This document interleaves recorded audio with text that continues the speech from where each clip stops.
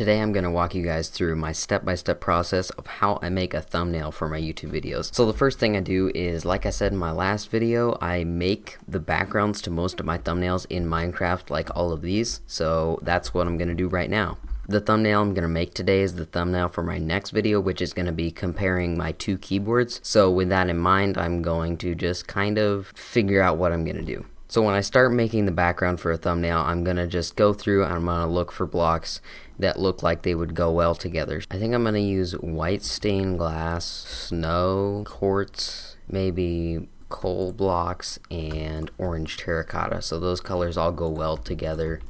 So here's my color palette that I'm going to be using. Go over here, place one block, do /fill, and then space tab, space tab, space tab, and that puts the coordinates I'm looking at. So then I'll hit enter.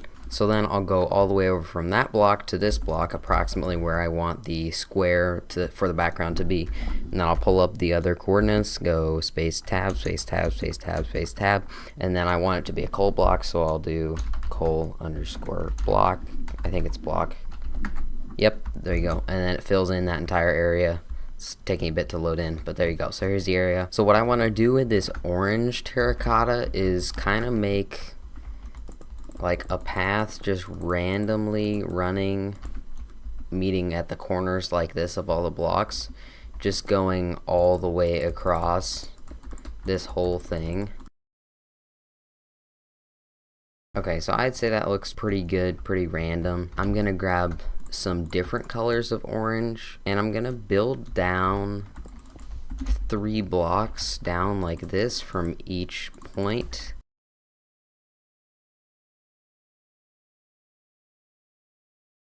So I finished the middle of the ribbon. I'm gonna figure out which color needs to go on the bottom part. So I might do this, which looks a little bright. Yeah, I think that's too bright. Okay, so I'm just gonna go with the orange wool anyway because it does look okay and it will look the best. Okay, yeah, that doesn't actually look too bad. So I'll still do it random, but it's gonna kind of follow the parameters of the other one. Okay, I think that looks pretty good.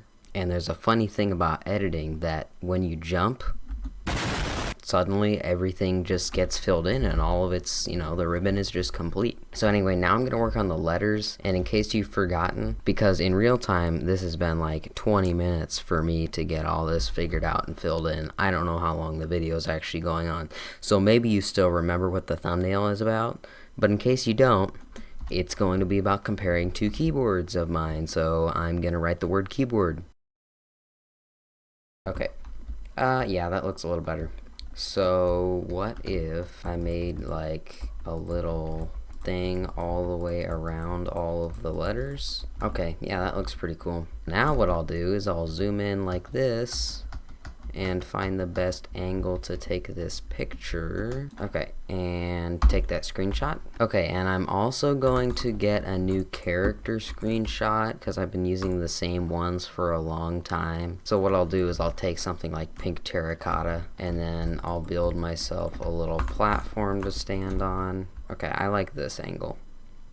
And take. Okay, so now I have this character in here, and what I'm gonna do, add a transparency layer so that when I use my eraser, it's transparent in the background, because that means it's transparent. So now what I'll do is I'll take my eraser, like a big eraser, and just go around the edges until all that's left is this pink. And then I'll take my fuzzy select tool, and that will select large gradients of colors, and I can change this bar up and down, and that will select like just pink or just whatever. So we're going to delete that, delete that, delete that, delete that, and then we don't want the shadow, so we'll delete that. And then I'm not going to go through and get rid of all of these individual pixels like this because that would take a while. So I'll just take my eraser with a smaller size and just go around and get rid of them like this, and it's much faster. Okay, so now I have a character, but I don't really need this entire body. I only want like from about here up.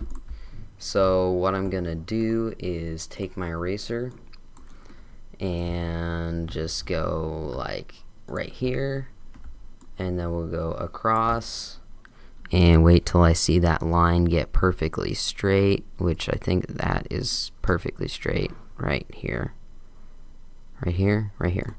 Okay, so now I have a straight line across there, and then just delete all of that. I'm gonna remove this little part where my cape is back here. So let me go over here and just grab my eraser tool and just draw like a straight line around here.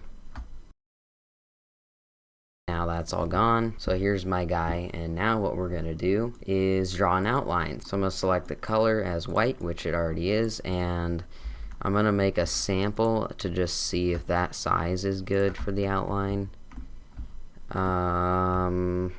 See if the character is gonna be like this big on the screen. I think the outline needs to be just a little bigger, so we'll go like 2 sizes bigger.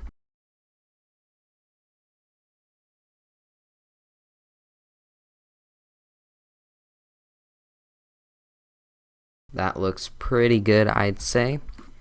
And I'll put that right there. So something like that I think looks pretty good. Okay, so then I'm going to add a blur. Now I'm going to add my posterization, and that just makes it look like a poster. So I just try to find like the perfect percent to use it on to make it look very smooth, but not like fake, not like it's not Minecraft. We're also going to add a glow so that the keyboard will glow, and I don't want it to be incredibly bright, but just the white needs to glow. Okay, so now it's time to add my character. So what I'll do is I'll go to key and add an image key, and then I'll choose the file. Okay, so I found the right one, and now I'm gonna zoom in on it like this, something like this, I think. So now I need to add some text, and I'm gonna do keyboard comparison, and we'll change it to the font that I use, which is Ooblex Pro. I used to add an outline and do something like this, and it would be, say, red, right?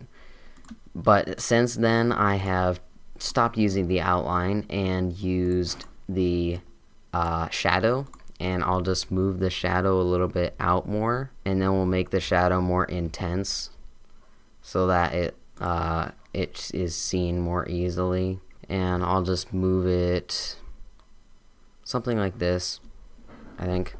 Okay, you guys are probably noticing it looks way too busy in the background, and I agree. So what I'm going to do is, and this is why I did this, remember how I put a blur originally and then I was like, no, actually I don't like that, I put it down to 0. This is because if I put a blur on now, I'm going to have to mess with all this and get everything in the right place so that I only affix the background. And I don't want to have to deal with that, so I just put on the blur when there's only a background there.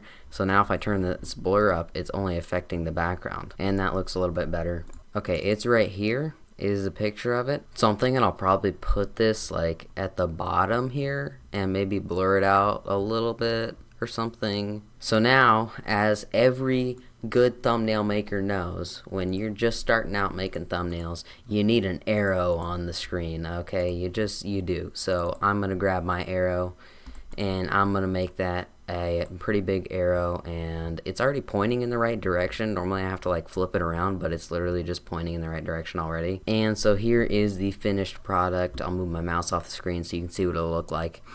And you can see when it's really big like this, any little imperfections on any of the designs or anything, just the way the colors might match up to each other.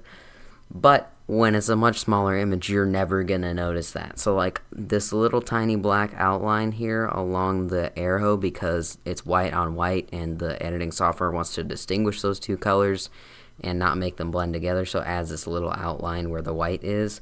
No one's ever gonna notice that. It looks bad, but no one's ever gonna notice. So there you have it. There is my little tutorial on how I make my thumbnails in Minecraft, in the editing software, putting everything all together and trying to make it look as good as possible so you guys want to click on it. You know what I've just realized is I still have to make a thumbnail for this video. So I guess I'm gonna do that now.